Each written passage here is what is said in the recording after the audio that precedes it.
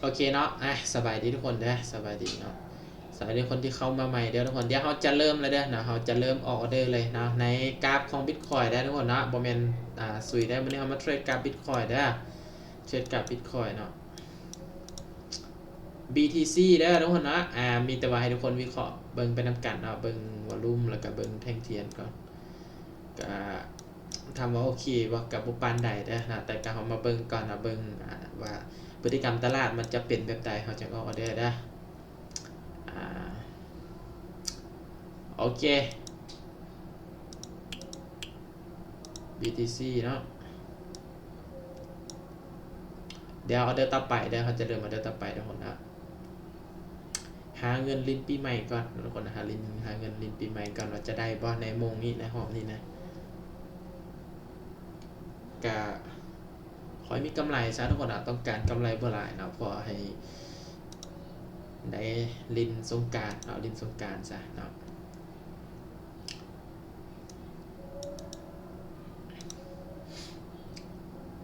โอ้อยากจับจุดยากเนาะบิตคอยนี่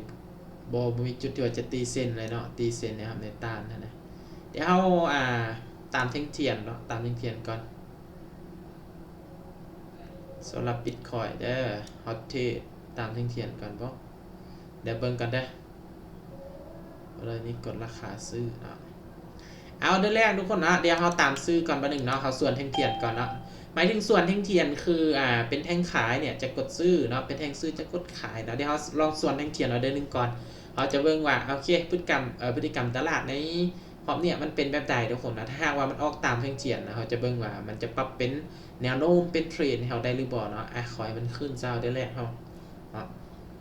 เบิ่งนำกันนะว่าเขาจะมีกำไรว่าในกราฟของ Bitcoin นะซึ่งก็เป็นเหรียญนึงแหละที่ว่าหลายๆคนนะนักลงทุนเนี่ยต้องถือไว้อยู่แล้วทุกคนนะสำหรับ Bitcoin นี่นะบอกว่าจะตัวใดก็มีความเสี่ยงคือกันทุกคนโอเค1 วิโอ้โหเปลี่ยนกราฟด้วยทุกคนนะ Bitcoin มันมีตลาด1 วิทุกคนเปลี่ยนกราฟแต่เราจะลงไปถึงจะลดตลาดเลยจ้ะ1 วิทุกคนนะเขาออก1 ออเดอร์แต่ว่ามันสวิง1 วิเดี๋ยวเขาจะเปลี่ยนนะครับบทเทรด Bitcoin นะวันนี้ติดลบ16 เหรียญตลาดดีด1 วิแม่นว่าโอ้ที่จริงเขาสามารถหยุดได้แต่มัน1 วิแบบนี้ทุกคนนะบอมแต่เขาบ่แน่ใจว่ากราฟซุยนี่จะ1 วิคือกันบ่มาเบิ่งนำกันถ้าว่า1 วิเนี่ยบ่มีเงินลิ้นสงกรานต์ได้ถ้าว่าตลาด1 วินี่นะขออย่า1 วิซ้ำกราฟซุยนะให้แต่ Bitcoin 1 วิก็พอแล้วเนาะขอกราฟซุยอย่า1 วิเนาะโอเคเอาบริเวณนี้ก็ได้นะพอมันได้ลุดขึ้นไปแล้วลุดขึ้นไปทางด้านถึงแล้วเนาะกราฟซุยแล้วเดี๋ยวมาเทรดกราฟซุยนะเพราะว่าBitcoin เขาออกไป1 ออเดอร์เมื่อกี้นะออกไป1 ออเดอร์แต่ว่ามันเห็นเขา1 วิเขาจะเปลี่ยนกราฟเลยเปลี่ยนกราฟเลยเดี๋ยวต่อไปเด้อ โอ้อย่าเฮ็ดเด้อ1 วิเด้อซุยเด้อกราฟซุยนี่นะเป็นกราฟแรกที่ว่าเทรดมาเนาะที่ว่าเปิดโตมานี่จนลงไหลกับสกุลเงินตัวนี้แหละสกุลเงินอื่นนี่บ่เทรดเลยนะทุกคนสังเกตได้เนาะหลังจากที่สกุลเงินซุยมาเนี่ยจะเทรดแต่สกุลเงินนี้ทุกคนนะขออย่าเป็น1 วินะขอกำไรทุกคนนะขอให้เป็นกำไรว่าเฮานี่มา1 วิจากตลาดของ Bitcoin ละเนาะขอให้อย่ามาเจอกับซุยก็พอทุกคนนะเขาเห็นแฮงอยู่ในช่วงเวลาแก้วพอติดลบแดดเนาะจะลบเพิ่มบ่ได้1,000 เหรียญเอางบมา1,000 เหรียญนี่นะงบ1,000 เหรียญกับ1,000กับ6 เหรียญก็โตขึ้น3 แท่งเนาะแต่ว่าเทขายละโอเคขายได้แล้วเด้อขายลงมาเดือนนึงเนาะเดือนนี้เขากดขายด้วยกราฟของของซุยได้เนาะเด้อกราฟของซุยเนาะ35 เหรียญแล้วเดือนนี้ออกออเดอร์เซลเนาะออเดอร์ขาย35 เหรียญเอาเบิ่งพฤติกรรมตลาดกันอ่ะ เพราะว่าทางด้านถึงมันหาก็ขึ้นไปนะหาก็ขึ้นไปกดราคากัน2 จุดเนาะ2 จุดในบริเวณนี้ลงมาได้ปะ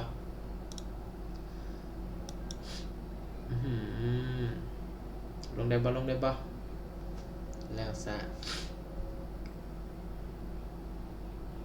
แต่ว่าซุยนี่บ่ได้สวิงเนาะโอเคอยู่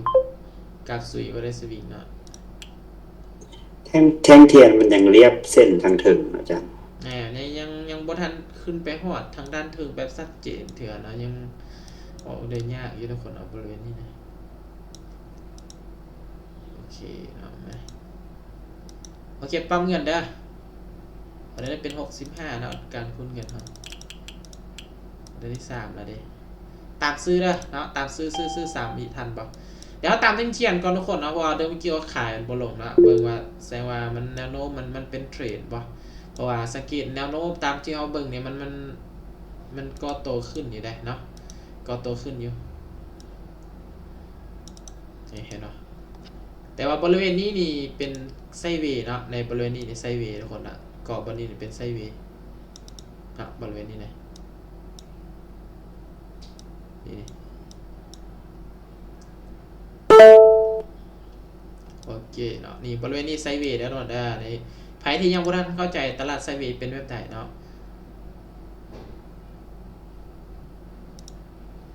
เอาเก็บกลับมาเดินเงินปกติ ตอนนี้กำไรมา30กำไรมา26เหรียญเป็นปะขึ้นไปหอดเซนซีส้มหรือวะตามซื้ออีกบ้านหนึ่งเด้อซื้ออีกขึ้นอีกบ้านหนึ่ง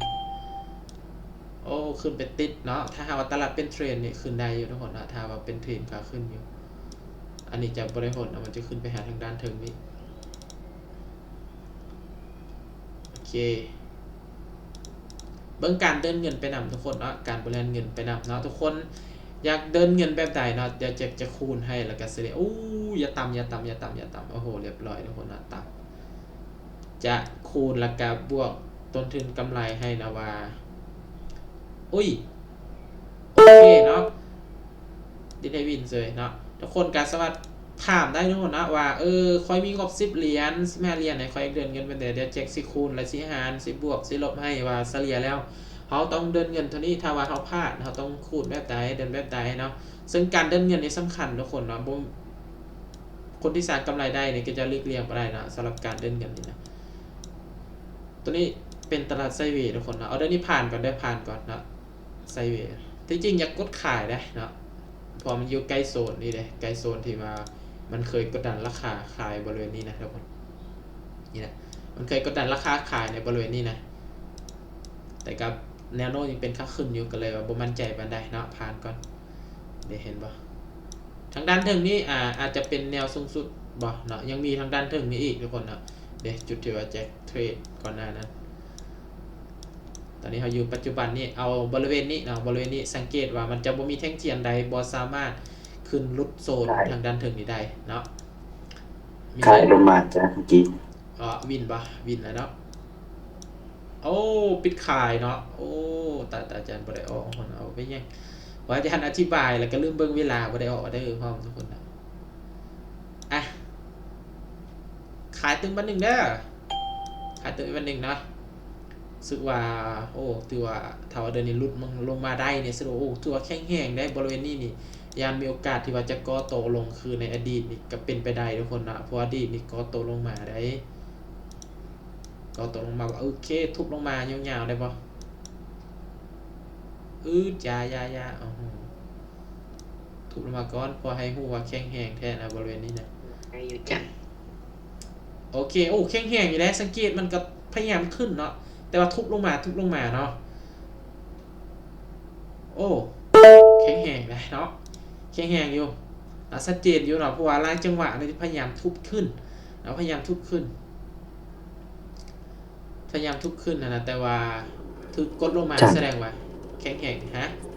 จันกับซิยูดุนอยู่อ่ะฮะจันกับซิเทศยูดุนอยู่อ่ะประมาณจากชั่วโมงจันเทศเบิ่งก่อนละเฮาพอใจกับกำไรเฮาก็จะหยุดละตามเป้าหมายเนาะเอาได้นี่ขายไปเลยเนาะเป้าหมายอาจารย์คือประมาณฮอดประมาณ80หรือว่า100นี่แหละเนาะแต่ว่าตอนนี้เฮาได้มา46เหรียญแล้วเด้เนาะเห็นว่าเฮาเอางบมา 1,000 เหรียญเด้ได้มา40เหรียญเฮาเอามา 1,000 กับ6เหรียญตอนนี้ได้มา40เหรียญละอีก60เหรียญเนาะถ้าว่าได้ตามเป้าก็จะหยุดถ้าหากว่าเฮา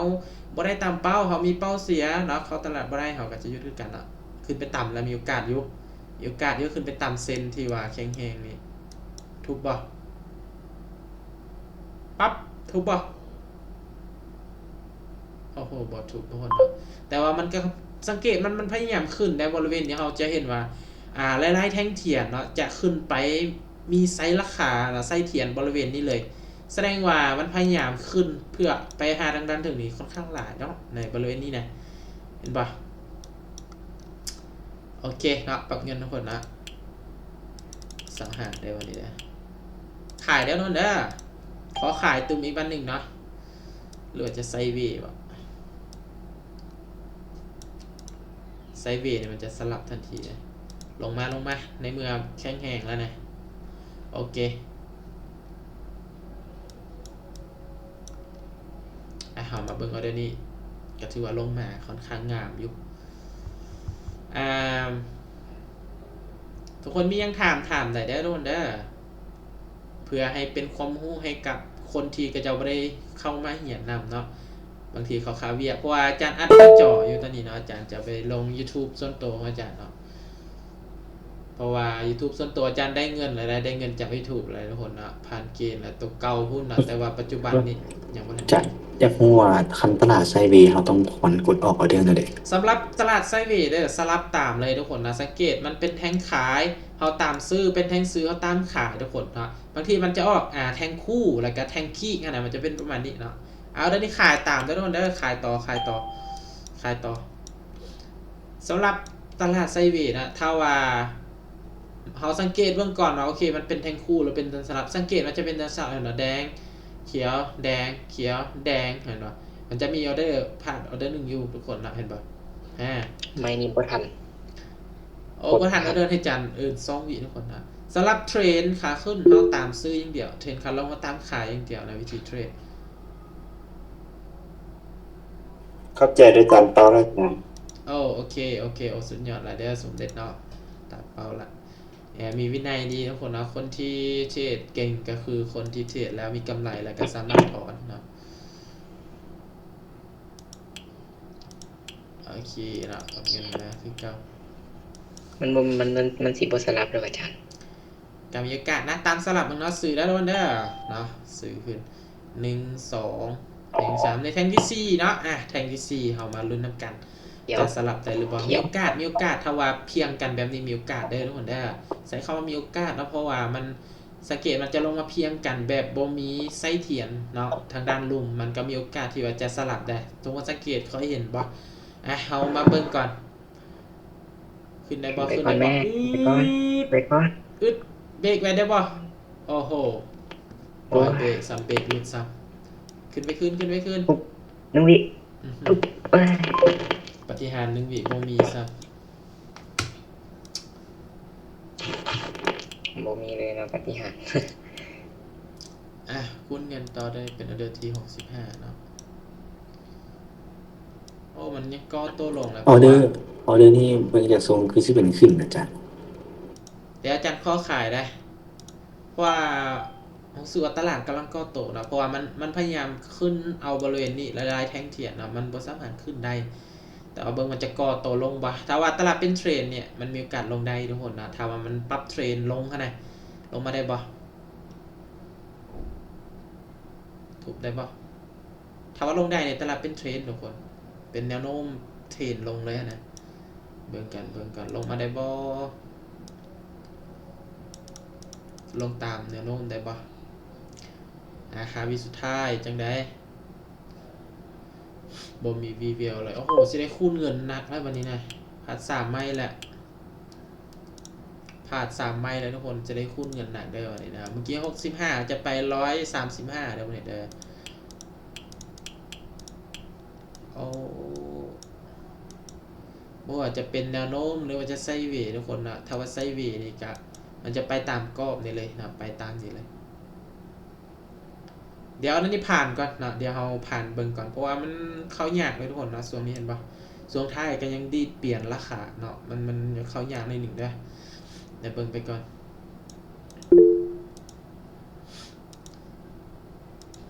เดี๋ยวรอทาแป๊บนึงงบ1 บวก 2โอ้เก่งหลายนะคือบริหารเงินได้นะงบบวก3แล้วสำเร็จเนาะแต่ว่าอาจารย์นี่ยังกำไรแต่เท่าไหร่นี่โอ้ขาดแล้วนะถ้าเดินในวินกันน่าจะมีกำไรทุกคนนะเดี๋ยวนี้มีคนกดขายปะไปกดส่วนทีมจ้ะส่วนทีนะ อาจารย์ก็ตามเทรนด์คิดว่าปิดซื้อเนาะอาจารย์ก็ว่าเห็นว่าแนวโน้มมันจะปรับเป็นเทรนขาลงแล้วแต่ว่าอาจารย์ขายถือออเดอร์พักโตปัจจุบันในอยากตามเทรนด์ก็ย้ำกับโตนี่แหละเนาะเป็นเจอหลายๆคนจะเป็นนะจะตามเทรนด์ยานมันกับโตผมลงมาหลายเนาะแต่ว่าเขาตามเทรนด์ไปก่อนเนาะโอเคขายเด้อขายตามเทรนด์ก่อนบางคนเนี่ยโอ้มันลงมาหลายแล้วเนาะเขาจะตามดีบ่วะเพราะมันลงมาหลายแล้วยันมันกับโตอันนี้เสือหลายๆคนเคยคิดนะแจ็คเคยคิดปัจจุบันนี่คิดอยู่นี่เนี่ยคิดอยู่ในกดขายเนี่ยแต่คิดอยู่เนี่ยยันถือว่าเดินที่มันพักโตอยู่นี่หลายคนนี่เป็นนะ แบบนี้ คิด จุ แล้ว ไม่แน่นอน ขอให้วินแล้วเดี๋ยวนี้เนาะอย่าดีดก็พอเอาเด้อคุณเงินละเด้เงินลินสงกรานต์ปีใหม่นี่นะปี2025โอเคบ่มีปัญหาละลงอกลงจะโอเคอีก7เหรียญเนาะอีกก็ได้นึงค่ะได้ตามเป้าแล้วคนนะบริหารเงินเอาพยายามบริหารเงินบ่ให้เกิน4ออเดอร์ทุกคนนะสมเด็จกำไร20เหรียญก็หยุดก่อนก็ได้เนาะหยุดก่อนก็ได้ถ้าว่าได้ตามเป้า20เหรียญแล้วนะแล้วก็เบิ่งยันเทรดก็ได้โอ้เดี๋ยวนี้ขอซื้อซะเนาะขอส่วนเทรดเด้อเพราะว่าซื้อยันอย่างกว่าจะเห็นบริเวณนี้นะมันมีขาแท่งขายนะพยายามลงมาแต่ว่ามีเฮงซื้อปรับโตเทรนขึ้นเลยนะเบิ่งว่าจะขึ้นได้ปะ ขึ้นได้ตามอดีตปะมาถ้าว่า ตรวจเอาเดินเลย อาจารย์ส่วนคือกันเนาะอาจารย์ส่วนเทรนแต่ว่ามีเหตุผลเนาะที่ว่าส่วนเอาเดี๋ยวนี้ขึ้นได้ปะกดราคาคืออดีตนะออเดอร์เดียวแต่ตามเป้าให้ปะบ่อึดโอเคสวยงามโอเคได้ตามเป้าหมายที่ต้องการเนาะนี่แหละเขาควรหยุดตอนใดเขาก็ต่อเมื่อเขาได้เป้าตามเป้าเนี่ยแหละทุกคนเนาะอันนี้ก็เป็นส ขึ้น เต็ป ใส่หน้าจาน ถ้าพลาดก็บ่เกิน3ใหม่ก็ถือว่าโอเคอยู่ทุกคนเนาะ ตามเป้าพอดีอาจารย์ ตามเป้าปะโอ ตาม เค เป้าพอดีสิเดีย โอเคสรุปมาได้ด้วยเด้อสรุปมาเนาะนี่แหละการเทรดทุกคนนะมันเลี่ยงบ่ได้ว่าจะบ่พลาดเลยนะแล้วถ้าว่าตลาดเป็นเทรด เท้า แล้ว ด้วย เขา นี่เท้าด้วยนี่บวีขาดทุนแลนฉากเขายิงเร็วเดี๋ยวนี้ โอเคเนาะก็เห็นหลายๆคนบวกกับอาจารย์วิจัยนำทุกคนนะเพราะว่าเป้าหมายทุกคนเข้ามาก็เพื่อหาความรู้หาเทคนิคแล้วก็หากำไรทุกคนเนาะแม่นบ่ เข้าใจ เก็บพอร์ต6เหรียญขอบใจบวก10นะศึกษาโอเคนะยินดีใจนำเด้อไผที่บวกนำเนาะแต่ว่าไผที่เข้ามาศึกษาก็หวังว่าจะได้เนาะว่า จะได้ความรู้และเทคนิคเนาะเล็กๆน้อยๆทุกคนเนาะเพราะว่าแต่เราเด้อเนาะแจ็คออกเนาะยังมีความหมายทุกคนเนาะถึงว่าจะวินหรือบ่วินเนาะมันมีสาเหตุได้แล้วที่ว่าแจ็คออกออเดอร์นะขึ้นกับว่ามันจะเข้ากับตลาดในช่วงเวลานี้ได้บ่เนาะแต่ว่าเวลาที่ว่ามันโอเคมันใส่ได้นี่แจ็คยอมรับเลยทุกคนเนาะวินแบบบ่ฮู้ว่าสิวินจักไม่แล้วเลือกเอาเลยนะเนาะเวลามันวินหั่นน่ะมันขึ้นกับบางช่วงเวลาเนาะสำหรับการนำใช้เทคนิคหั่นน่ะมันเบิ่งก่อนเนาะก่อนที่ว่าเฮาจะนำใช้เทคนิคใดเทคนิคหนึ่งเนาะในการออกออเดอร์เฮาต้องเบิ่งก่อนเนาะโอเคเนาะในห่วงเนี่ยขอยอยากเข้าไปเทรดและเอาบัญชีทดลองเอาบัญชีเดโมหั่นน่ะถึงว่าเฮาจะมีบัญชีจริงก็อย่าเฮาเอาบัญชีเดโมหั่นออกก่อนจาก2-3ไม้นะโอเคเฮานำใช้เทคนิคเนี่ยมันไปตามแผนการไปตามคอยวิเคราะห์เขาจะเอาบัญชีจริงออกมาเนาะว่าบัญชีจริงบัญชีทดลองมันอันเดียวกันนะมันบ่ได้แตกต่างกันเวลาสำคัญทุกคนเนาะแต่ว่าให้ทุกคนนั้นไปฝากนำใส่เบิ่งนะโอเคทุกคนนะสำหรับใครที่บวกความนี้กันยินดีนำเนาะแล้วก็หวังว่าจะได้ความรู้ทุกคนเนาะหวังว่าจะได้ความรู้แล้วก็เทคนิคเล็กๆน้อยๆในการออกออเดอร์ทุกคนเนาะสำหรับความนี้กับขอบใจทุกคนนะที่เข้ามาศึกษาและเข้ามาเบิ่งเนาะ68คนเนาะสำหรับความนี้กับขอบใจทุกคนเนาะสำหรับวันนี้บ๊ายบายทุกคนได้เจอกันใหม่เนาะมืออื่นเนาะบ๊ายบายทุกคนบ๊ายบายสวัสดีปีใหม่เนาะลิ้นปีใหม่ให้มันม่วนได้สงกรานต์นี่นะขับรถขับล่างระมัดระวังนำกันเนาะเดินทางปลอดภัยเพื่อทุกคนเด้อบ๊ายบายทุกคนเจอกันใหม่เด้อ